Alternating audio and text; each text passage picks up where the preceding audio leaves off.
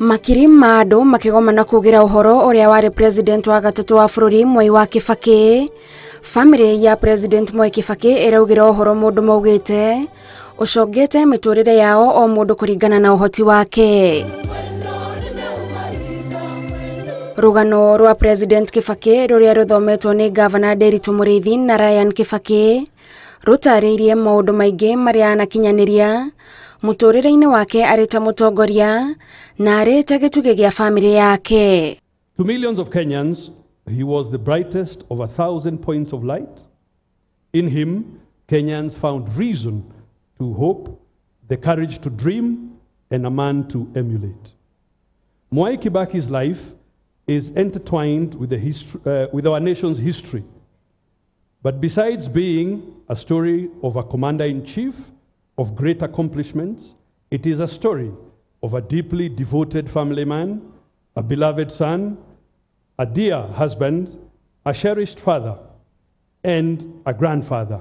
No doubt a leading figure in Kenya's post-independence history, Mwai Kibaki won countless hearts of Kenyans.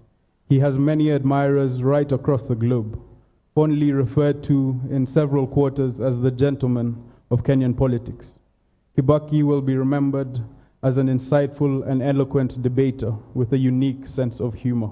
Mwari wake Judy Kibaki ataririe uria onari na mawira maingi ma gwaka bururi ithe ndari amatiganiria kana gutiganiria wira wake ta baba wao kuma uria kana kanini. Dad had plenty of time for me and my siblings. He blocked off his diary when we were on school vacations and took time to be with us.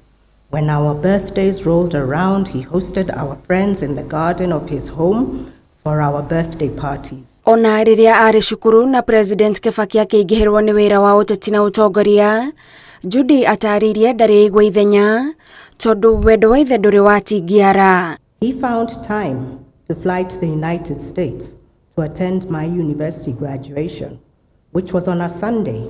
He flew out of the US the same night, was back in Nairobi on Monday night, and was able to participate in his then political party's election on Wednesday morning. No ni murio wake Jimmy Kibaki uria wonanitie mwena wa Mwai Kibaki wa mureri na murugi wa mitugo kumana na maita maingi maria ugete anakorwo ari muregenyuku no ni njira iria ithi ahuthagira kumurunga yatumaga ecokereriria ahitia. So he told me from now on, when you go out, be home by 1 a.m. the latest. And I told him, yes, Dad.